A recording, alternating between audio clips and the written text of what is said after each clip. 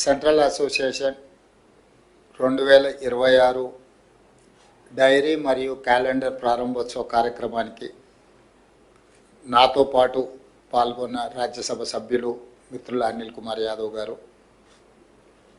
రామగుండం శాసనసభ్యులు రాజ్ ఠాకూర్ గారు, అసోసియేషన్ అధ్యక్షులు ఏలూరు శ్రీనివాస్ గారు, ప్రధాన కార్యదర్శి శ్యామ్ గారు, గెజిటెడ్ అధికారులందరికీ, అదేవిధంగా తెలంగాణ రాష్ట్రంలో ఉన్న రెగ్యులర్ ఉద్యోగులు, అవుట్సోర్సింగ్ కాంట్రాక్టు ఉద్యోగులు, వివిధ కార్పొరేషన్లలోని ఉద్యోగులందరికీ కూడా నూతన సంవత్సరము సంక్రాంతి శుభాకాంక్షలు తెలియజేస్తాం.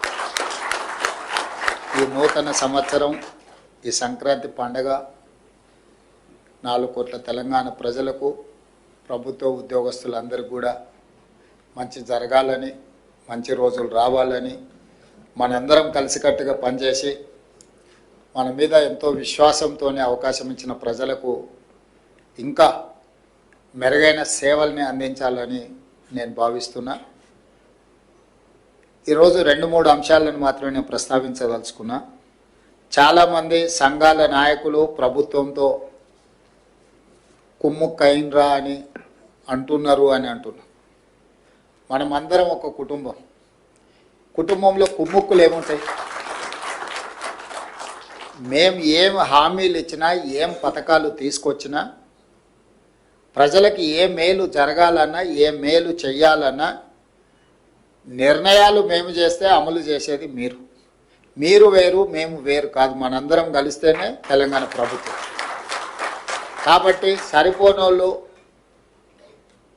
కుటుంబ సభ్యులందరూ ఉమ్మడి కుటుంబంలో కలిసి ఉంటే అసూయ పడేవాళ్ళు, కడుపులో విషం ఉండేవాళ్ళు, వాళ్ళ కళ్ళల్లో ఒక రకమైన ద్వేషాన్ని నింపుకొని మన వైపు చూసేవాళ్ళు ఎప్పుడూ ఉంటారు. దేవతలు యాగాలు చేసినప్పుడు శుక్రాచార్యుడు రాక్షసులకు కులగురు, మారీచుడు లాంటి రాక్షసులు దేవతలు చేసే యజ్ఞాలను ఎప్పుడు భగ్నం చేయడానికి ప్రయత్నం చేస్తూనే ఉంటారు. అట్లనే ఈరోజు కూడా ఒక శుక్రాచార్యుడు ఫామ్ హౌస్లో ఉండి మారీచుడు ఇలాంటి రాక్షసులు అసెంబ్లీకి వచ్చి దేవతలు చేసే యాగాలను, యజ్ఞాలను భగ్నం చేయడానికి ప్రయత్నం చేస్తూనే ఉంటారు. అది పురాణాల నుంచి ఈరోజు ప్రజాస్వామ్యం వరకు మనం కళ్ళతో చూస్తున్నాం. కాబట్టి అలాంటి వాళ్ళ గురించి మనము వాళ్ళ మాటలు, వాళ్ళ చేతల్ని మనం అర్థం చేసుకొని సమయస్ఫూర్తితోని ముందుకు వెళ్ళాలని నా సూచన కుటుంబ సభ్యులుగా. అదేవిధంగా సమస్యలు పేరుకపోయినాయి. తెలంగాణ రాష్ట్రం వస్తే మన సమస్యలకు శాశ్వత పరిష్కారం దొరుకుతుందని అనుకున్నాం. కానీ ఆ సమస్యలు మరింతగా పేరుకపోయి జటిలంగా మారింది. 58 సంవత్సరాల నుంచి 61 సంవత్సరాలకు ఉద్యోగ రిటైర్మెంట్ వయసును పెంచడం వల్ల ఆ 61 సంవత్సరాలు మనం అధికారంలోకి వచ్చిన తర్వాత రిటైర్మెంట్ ఉద్యోగస్తుల ఎక్కువగా పెరిగిపోయింది. రిటైర్మెంట్ బెనిఫిట్స్ గత ప్రభుత్వం చెల్లించకుండా 11,000 పైగా కోట్ల రూపాయల భారాన్ని మా మీద ఇచ్చిపోయారు. అదేవిధంగా కాంట్రాక్టర్లకు చెల్లించాల్సిన బిల్లులు, ప్రభుత్వానికి సరఫరాలు చేసిన వాళ్ళ బిల్లులు దాదాపుగా 42,000 కోట్ల రూపాయలు బకాయిలు పెట్టారు. ఇవే కాకుండా సింగరేణి సంస్థ దగ్గర బొగ్గు కొని, విద్యుత్ శాఖ దగ్గర రైతులకు ఉచితంగా విద్యుత్ సరఫరా చేసి, ఇట్లా ప్రభుత్వంలోనే ఉండే కార్పొరేషన్లకు కూడా వేలాది కోట్ల రూపాయలు, దాదాపుగా 1,11,000 కోట్ల రూపాయలు బకాయిలు బ్యాంకు లోన్లు కాకుండా, బ్యాంకులలో తాత్కాలికంగా, దీర్ఘకాలికంగా తెచ్చిన అప్పులు 7 లక్షల కోట్ల పైగా పెట్టి 1,11,000 కోట్ల రూపాయలు చేబదులు, సర్దుబాటు అంటాం కదా, అంటే విద్యుత్ శాఖ కావచ్చు, సింగరేణి లాంటి సంస్థలు కావచ్చు, ప్రభుత్వ ఉద్యోగస్తుల రిటైర్మెంట్ బెనిఫిట్స్ కావచ్చు, లేకపోతే పెన్షన్ బెనిఫిట్స్ కావచ్చు, ఇట్లా రకరకాలవి అప్పటికప్పుడు చెల్లించాల్సినవి కూడా 1,11,000 కోట్ల రూపాయలను ఆ ప్రభుత్వం భారంగా మాకు ఇచ్చిపోయింది. అందుకే నేను శాసనసభలో వైట్ పేపర్ ప్రవేశపెట్టి గత ప్రభుత్వం నుంచి అధికారంతో పాటు మాకు బదిలీ అయిన అప్పులను తప్పులను పారదర్శకంగా చట్టసభలో చర్చకు పెట్టిన ఆ రోజు స్పష్టంగా ప్రభుత్వం ఎఫ్ఆర్పిఎం పరిధిలో కానీ లేకపోతే కార్పొరేషన్ల పరిధిలో కానీ లేకపోతే ప్రభుత్వానికి పనిచేసిన చెల్లించాల్సిన బకాయిలు కానీ అదేవిధంగా ప్రభుత్వ ఉద్యోగస్తులకు చెల్లించాల్సిన రిటైర్మెంట్ బెనిఫిట్స్ కానీ వీటన్నిటిని లెక్కలు కట్టి స్పష్టంగా 8,11,000 కోట్ల రూపాయల అప్పుల భారాన్ని మా మీద మోపినరు. ఇక్కడి నుంచి మా ప్రయాణం మొదలవుతుంది. ప్రభుత్వ ఉద్యోగస్తుల యొక్క జీతభత్యాలు, పెన్షన్స్, అదేవిధంగా గత ప్రభుత్వం చేసిన అప్పులకు అసలు మిత్తి చెల్లింపులు, అదేవిధంగా గతంలో కొనసాగుతున్న సంక్షేమ పథకాలు, కొత్తగా మేము ప్రవేశపెట్టిన సంక్షేమ పథకాలు, వీటన్నిటిని కూడా లెక్కలేస్తే ప్రతి నెల 30,000 కోట్ల రూపాయల అవసరము మనకు తేలింది. రాష్ట్ర ప్రభుత్వానికి వస్తున్న ఆదాయము 18,000 నుంచి 18,500 కోట్ల రూపాయలు. కొన్ని పథకాలను పక్కన పెట్టిన 22,500 కోట్ల రూపాయలు నువ్వు తల తాకట్టు పెట్టైనా ప్రతి నెల మన ఖర్చులు ఉన్నాయి.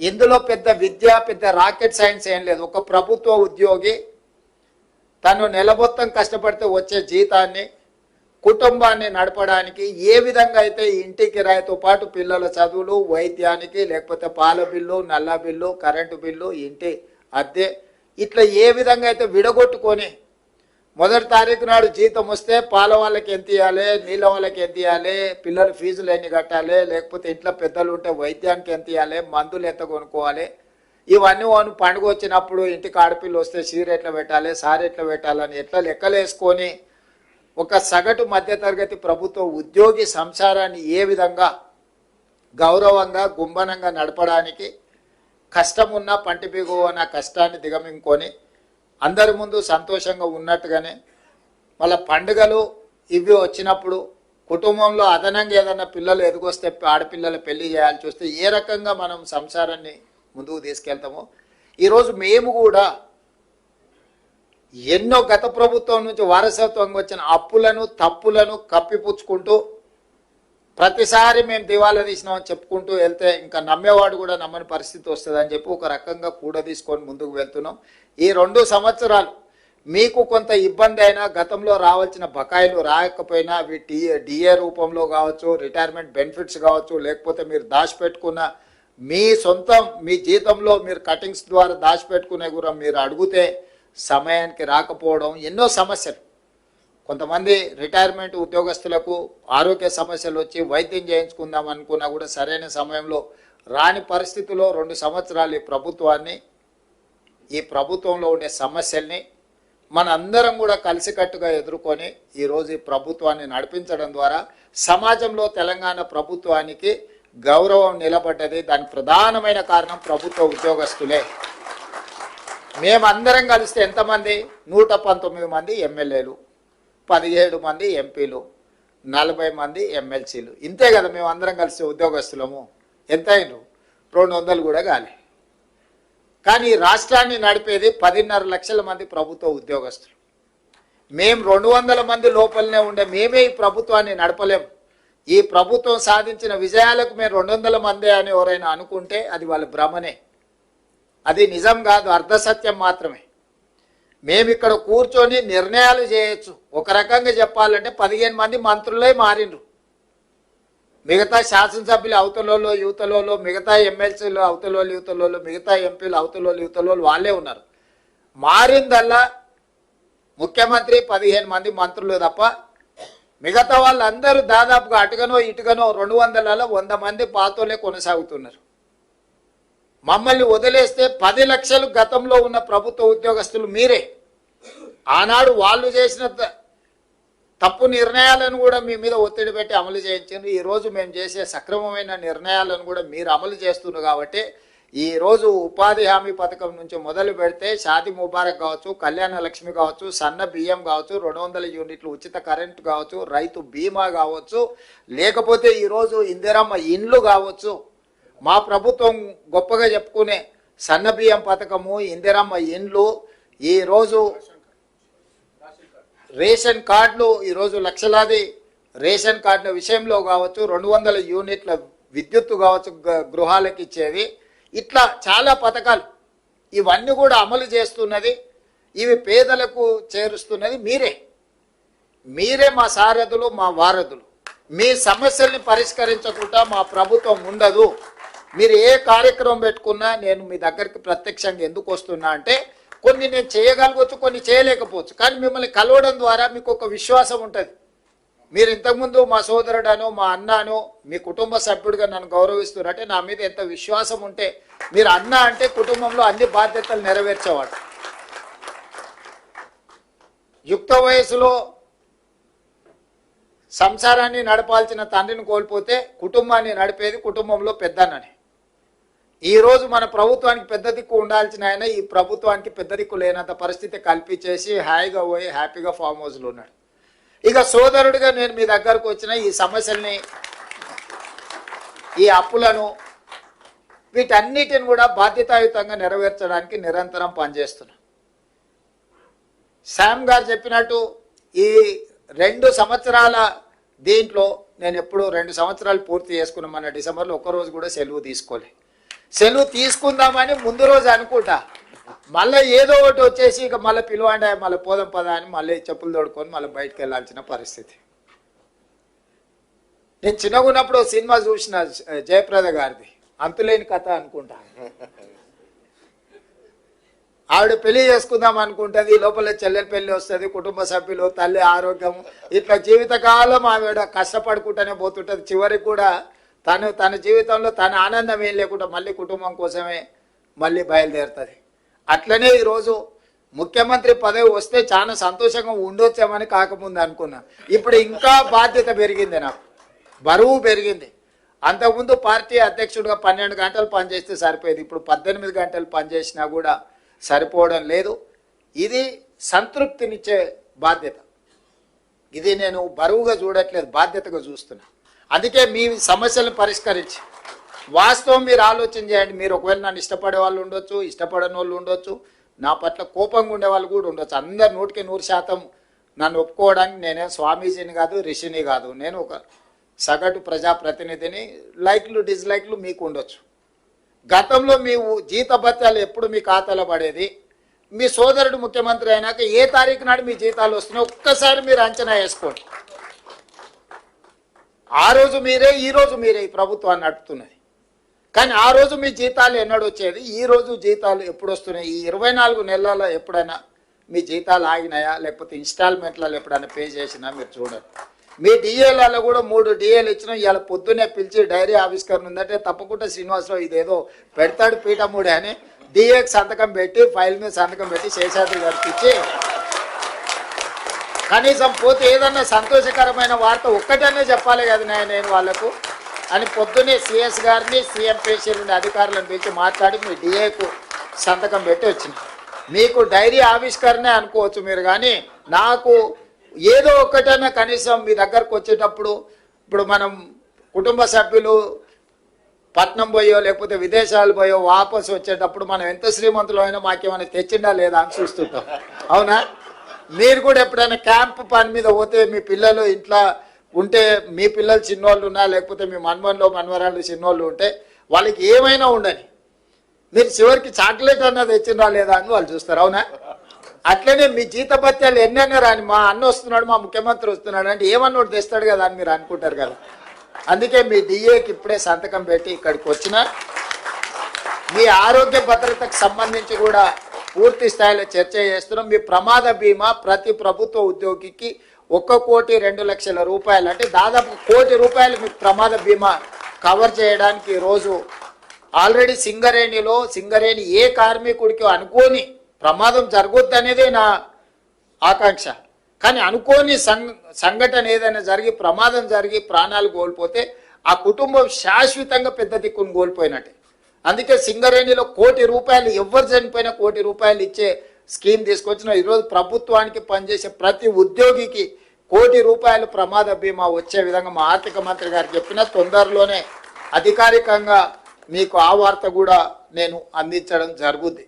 అదేవిధంగా చాలా ఇష్యూస్ మీరు నా దృష్టికి తీసుకొచ్చిండ్రు, నిరంతరం మీతో చర్చలు చేస్తూనే ఉన్నాం.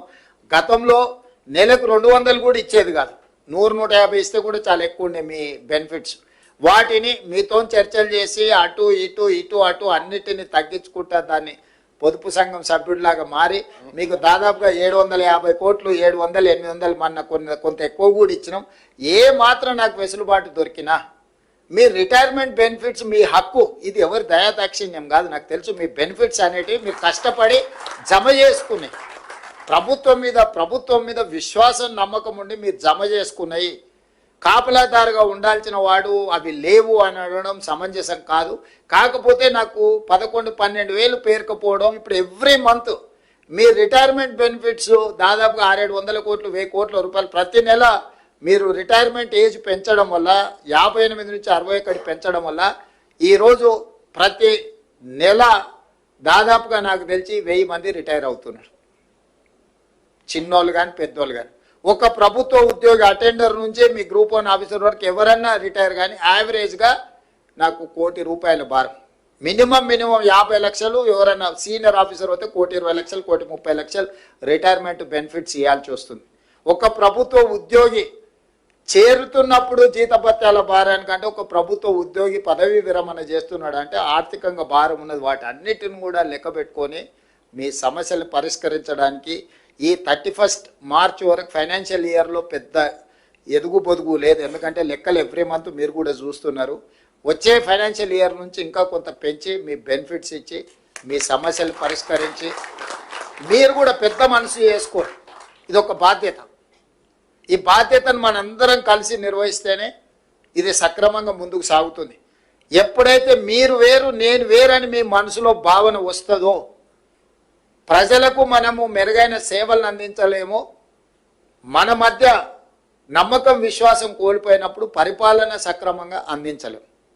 మీరు సంపూర్ణమైన విశ్వాసం ఈ ప్రభుత్వం మీద పెట్టండి. ఈ ప్రభుత్వం మీది. ఇందులో నా పాత్ర నిర్ణయాలు చేయడం వరకే. ప్రతి రూపాయి ఏ రూపాయి నా దగ్గరికి రాదు, ఏ రూపాయి నేను చూడను. మీరు పెట్టే సంతకాలను బట్టే రూపాయి పోవడం, రూపాయి రాకడ, రూపాయి పోకడ, ఈ రెండు. దీంట్లో నేను నా వైపు నుంచి మీకు విజ్ఞప్తి చేసేది ఏంటంటే కొత్తగా పన్నులు ఏం పెంచుతలేం మనం, కానీ వసూలు చేయాల్సిన పన్నులు చాలా అవకతవకలు జరుగుతున్నాయి. జిఎస్టీలో కానీ, ఎక్సైజ్లో కానీ, లేకపోతే శాండ్లో కానీ, ల్యాండ్లో కానీ ఇట్లాంటివి అన్ని అవకతవకలు జరుగుతున్నాయి. వాటిని మనం ఒడిసి పట్టుకుంటే చాలు మన అవసరాలకు సరిపోయేటంత నిధులు ఉన్నాయి. ఇవాళ జిఎస్టీ ఇన్పుట్ సబ్సిడీలు కానీ ఇట్లాంటివి చాలా ఫ్రాడ్ ఉంది. చాలామంది కట్టడం లేదంటే మనం కొన్ని దగ్గరలో మన అధికారులు, మన వ్యవస్థ, మన ప్రభుత్వము వాళ్ళ దగ్గరికి వెళ్ళి మీరు కట్టండి అని కూడా మనం అడగడం లేదు. ఫర్ ఎగ్జాంపుల్ ఒక చిన్న ఎగ్జాంపుల్ చెప్తా. రియల్ ఎస్టేట్లో ఒక ల్యాండ్ లార్డ్ ఉండి ఒక బిల్డర్కు డెవలప్మెంట్కి ఇస్తే ఒక 50 అపార్ట్మెంట్స్ కట్టిండు అనుకోని, 30 అపార్ట్మెంట్ బిల్డర్కి పోయి 20 అపార్ట్మెంట్ భూమి యజమానికి వస్తే ఆ 30 అపార్ట్మెంట్స్ బిల్డర్ అమ్ముకోవాలి కాబట్టి అసెస్మెంట్ చేసుకుంటుండు. ఈ 20 అపార్ట్మెంట్స్ భూమి యజమానికి వస్తే ఇతను అసెస్మెంటే చేపిస్తలేడు. ఎందుకంటే అతను అమ్ముకోవడం లేదు, రెంట్కి ఇచ్చుకుంటున్నాడు, అట్లే ఉంటుండు. సో దానివల్ల ఇంటి పన్ను అసలు వసూలే లేదు. చాలా సిటీలో పెద్ద పెద్ద అపార్ట్మెంట్స్ వస్తే ల్యాండ్ లార్డ్ వర్సెస్ బిల్డర్ మధ్యలో జరిగిన దాంట్లో మన వాళ్ళు అసెస్మెంట్ వాళ్ళు కట్టమంటే కూడా మన వ్యవస్థలు ఎవరు అసెస్మెంట్ కూడా చేసుకోవట్లేదు. ప్లస్ 5,000 స్క్వేర్ ఫీట్కు పర్మిషన్ తీసుకొని 10,000 కట్టుకుంటారు. ఇంటి పన్ను 5,000కే కడుతురు. మనం పన్ను పెంచాల్సిన పని లేదు. అతను ఎంత కట్టుకొని అనుభవిస్తున్నాడో గంత అసెస్మెంట్ చేసి దాని మంద మనం పన్ను వసూలు చేసుకుంటే మన ఆర్థిక పరిస్థితే మారిపోతుంది. అసెస్మెంట్ చేయకుండా పోయిన వాటిని అసెస్మెంట్లకు పట్టుకొచ్చి అసెస్మెంట్లో ఉన్న వాటిని యాక్చువల్గా ఎంత బిల్డింగ్ కట్టిరో దాన్ని మనము పరిధిలోకి పట్టుకొస్తే ఎవరు కొనుక్కున్నా, ఏ వస్తువులు కొనుక్కున్నా బిల్లు చేపించి దాంట్లో జిఎస్టీ వసూలు చేస్తే ఇట్లాంటి చిన్న చిన్న మన పరిపాలనలో చిన్న చిన్న కరెక్షన్స్, దీంట్లో పెద్ద భారము లేదు. పెద్ద ఎవరిని మనం అనవసరంగా తప్పించుకుంటున్న వాళ్ళని పట్టుకోవడమే మన పని. మనం కొత్తగా వాళ్ళ మీద ఏం అదనపు భారం మోపడం లేదు. ఇట్లాంటివి మీ వైపు నుంచి నేను సహకారం కోరుకుంటున్నాను. ఇవన్నీ కూడా సంక్షేమ పథకాలు అమలు చేయడానికి, రాష్ట్రాన్ని అభివృద్ధి చేయడానికి, రాష్ట్ర ప్రభుత్వంలో సేవలు అందిస్తున్న ప్రభుత్వ ఉద్యోగస్తులకు, అవుట్సోర్సింగ్ కాంట్రాక్ట్ ఉద్యోగస్తులకు కూడా మనం సరైన జీతభత్యాలు, మీ అందరికీ సరైన జీతభత్యం ఇచ్చినప్పుడే ఎవరైనా ఒక చిన్న డ్రైవర్ అయినా ఫస్ట్ వీక్లో జీతం టైంకి ఇస్తే, ప్రాంప్ట్కి ఇస్తే ఆ టైంకు డ్యూటీకి వస్తాడు, డ్యూటీ చేస్తాడు. మనకు కూడా అథారిటీ ఉంటుంది. 2 రోజులు డుమ్మా కొడితే ఏమో ఎక్కడ తిరిగిపోయినావు అని అడగనికి. మనం అది ఇయ్యలేదు అనుకో, నెల జీతం ఎప్పుడు ఇస్తావు తెలియకపోతే వాడు ఎప్పుడు వచ్చినా అప్పుడే సరే చేయనీలే అని. మిమ్మల్ని కూడా మీ నుంచి పని ఆశించాలంటే మీకు నిజంగా మీ జీతభత్యాలతో పాటు మీ బెనిఫిట్స్ కూడా సరైన సమయంలో ఇవ్వాలి, అందించే విధంగా చూడాలనేది నా ఆకాంక్ష, నా ఆలోచన. తప్పకుండా మీరు ఏవేవైతే విషయాలు నా దృష్టికి తీసుకొచ్చిండ్రో వీటన్నిటిని ఇయ్యాల పెంచిన ఒక్క డిఏతోని నాకు ప్రతి నెల 227 కోట్ల రూపాయల అదనపు భారం పడుతుంది. ఈ రోజు నుంచి మీకు ఈరోజు పెంచిన అని చెప్పిన డిఏకి ప్రతి నెల నా మీద ఆర్థిక భారం 227 కోట్ల రూపాయలు. అయినా మీకోసం మీ దగ్గరకు వచ్చినప్పుడు ఏదో ఒక మంచి వార్త చెప్పడం, కనీసం మా అన్న వచ్చిండు, కనీసం చిన్నదో పెద్దదో అన్న మాకు సంతోషం కలిగించే మాట చెప్పిండు అని అనిపించాలని మీ డిఏ విషయంలో నిర్ణయం తీసుకున్న. మిగతా మీ ఆరోగ్య భద్రత విషయంలో కానీ, మీ రిటైర్మెంట్ బెనిఫిట్స్ కానీ, అదర్ బెనిఫిట్స్ కానీ, అదేవిధంగా సంఘం ఆఫీస్ గురించి కూడా చెప్పడం జరిగింది. తొందరలోనే జిల్లాలు రకరకాలుగా నచ్చితే నజరానా టైపుల మండలాలు, రెవెన్యూ డివిజన్లు, జిల్లాలు ఆయన చేసిపోయాడు. ఇప్పుడు జిల్లా ఒక నియోజకవర్గం ఉంది, ఒక జిల్లా 14 నియోజకవర్గాలు ఉన్నాయి. రకరకాలుగా ఇర్రేషనల్గా చేసిండు. నిన్నమన్న అందరూ చర్చలు విజ్ఞప్తులు చేస్తారు, మా కొన్ని మండలాలు తీసి అనలేయండి, కొన్ని మండలాలు తీసి ఇన్లేయండి అని, లేకపోతే వరంగల్ అయితే వరంగల్ అనుకోకుండా మాది ఒకటే సిటీ 2 జిల్లాలు చేసిరు, మొత్తం మా ఉనికే మనుగడనే పోయింది, దాన్ని మొత్తం కలిపి ఒకటే జిల్లా చేయండి అని ఇట్లా రకరకాల డిమాండ్లు వస్తున్నాయి. మళ్ళీ పొలిటికల్ డెసిషన్స్ తీసుకుంటే న్యాయం జరగదు, సరైన విధంగా విభజన జరగదు. తొందరలోనే ఒక రిటైర్డ్ హైకోర్టు ఆర్ సుప్రీంకోర్టు జడ్జితో పాటు ఆఫీసర్స్ను, రెవెన్యూ, ఈ ఇతర శాఖలలో పనిచేసిన అధికారులతోని మనం ఒక కమిటీ వేసుకుందాం. నియోజకవర్గాల పునర్విభజన, అంటే నియోజకవర్గాల పునర్విభజన ఎట్లయితే గతంలో చేసినప్పుడు ఒక కమిషన్ వేసి, ఆ కమిషన్ ద్వారా పబ్లిక్ హియరింగ్ చేసి వివిధ ప్రాంతాల పర్యటన చేసి ఎట్లయితే సమాచారాన్ని సేకరించి చేసిండ్రో, ఈరోజు మండలాలు కానీ, రెవెన్యూ డివిజన్లు కానీ, జిల్లాలు కానీ వీటిని తగ్గించడం అనను, పెంచడం అనను, వీటిని రేషనలైజ్ చేయడం.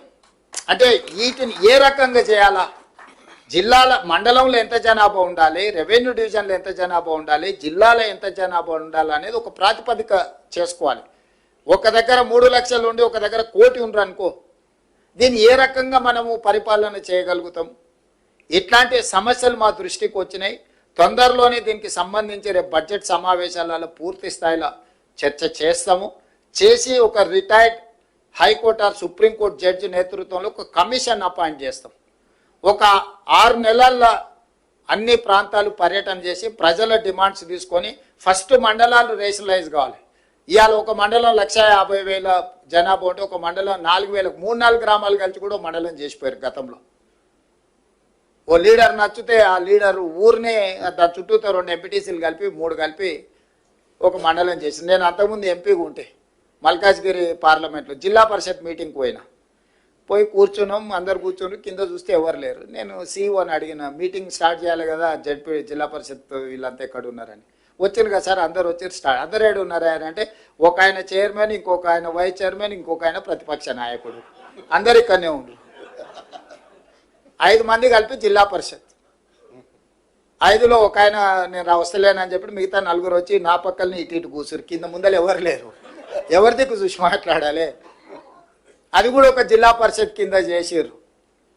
సో ఇట్లాంటి తప్పుల వల్ల పరిపాలన ఒక నమ్మకం లేని పరిస్థితులు వచ్చినాయి. అందుకే ఈ మధ్యలో డిమాండ్ చేసే వాళ్ళందరికీ నేను విజ్ఞప్తి చేస్తున్నా. మిత్రులు కొంతమంది అది అట్లా చేసిర్రు, ఇది ఇట్లా చేసిర్రు. అయ్యా, హైదరాబాద్ పేరు నేను పెట్టింది కాదు, మేడ్చల్ మల్కాజ్గిరి పేరు నేను పెట్టింది కాదు, సైబరాబాదు నేను పెట్టింది కాదు. ఈ 3 పేర్లు కాదు. ఇప్పుడు నిన్న వచ్చిన మున్సిపల్ పోలీస్ కమిషనరేట్లు వచ్చినాయి.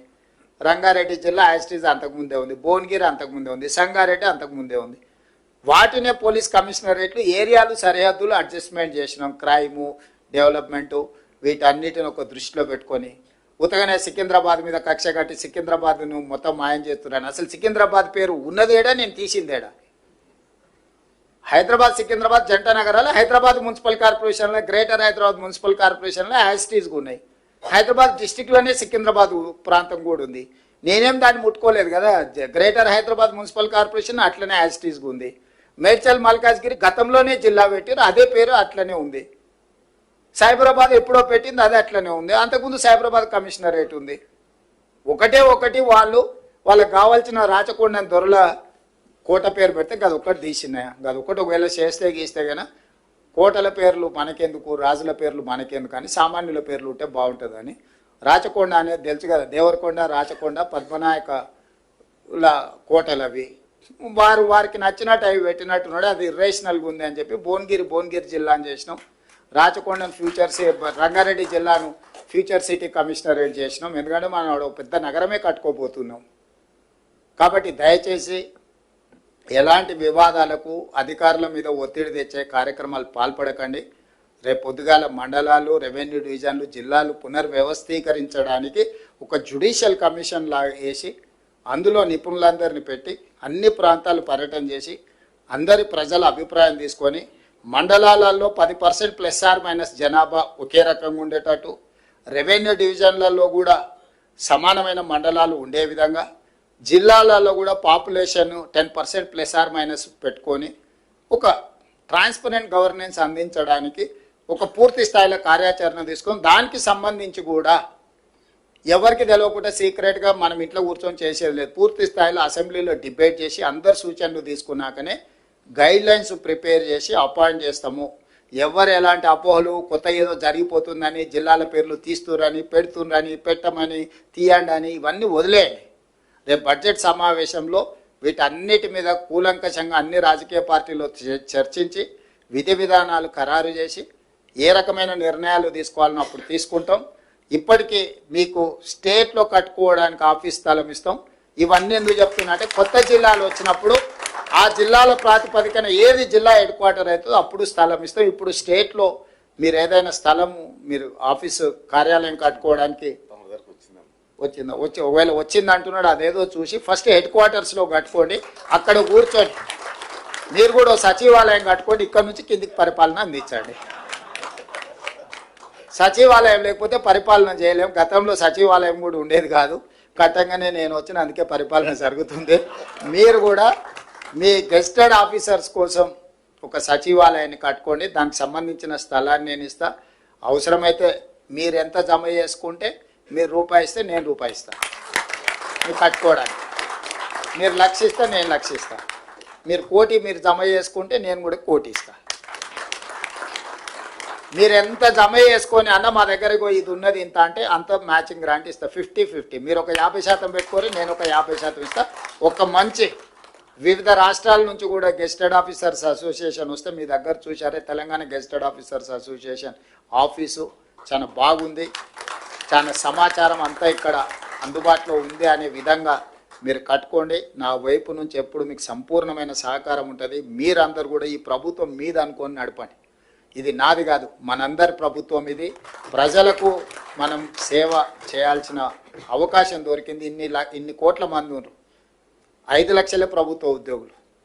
దాదాపు 4 కోట్ల మంది నుంచి 5 లక్షలే మీరు సెలెక్ట్ అయినారని అంటే ఇది ఒక గొప్ప అవకాశం. 4 కోట్ల మందిలో మేము 200 మందిలో మేము ఉన్నామంటే ఇంకా గొప్ప అవకాశం. ఇది ప్రజలు ఇచ్చిన అవకాశం. మనం సద్వినియోగం చేసుకుందాం, మన సమస్యలు పరిష్కరించుకుందాం, ఒక మంచి పరిపాలనకు మనం ఆదర్శంగా నిలబడదాం. ప్రభుత్వం ఎప్పుడు మీకు సహకారాన్ని అందిస్తుంది. మీరు లేవనెత్తిన విషయాలు శ్రీనివాస్ గారు మీ అసోసియేషన్ వాళ్ళందరూ చాలా ఇచ్చిండ్రు, అన్నీ ఇక్కడ ఉన్నాయి. వీటన్నిటినీ మా చీఫ్ సెక్రటరీ గారికి ఇచ్చి ఎగ్జామిన్ చేసి మళ్ళీ ఒకసారి మీ అసోసియేషన్ చీఫ్ సెక్రటరీ గారితో మీటింగ్ ఏర్పాటు చేసి దీనికి పరిష్కారం కావాల్సిన అన్ని ఆదేశాలు కింద అధికారులకు ఇచ్చి మీ సమస్యలు పరిష్కరిస్తానని తెలియజేస్తూ మీ అందరి దగ్గర సెలవు తీసుకుంటున్నాను.